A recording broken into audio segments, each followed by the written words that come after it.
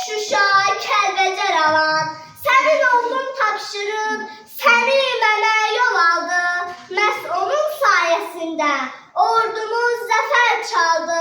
Sağam şəhid atası, sən necə qürurlusan, dağ boylu oğlun gedib, yenə də dik durmusan.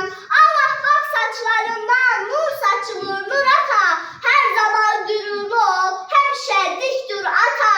Sağam şəhid bacısı, dağ gördün, dağ itirdin, üzün oğlu bir igid, arxa dayaq itirdin. İndi bütün igidlər qardaşındır ay bacı, sən şəhid bacısan, sənə yoxdur tay bacı.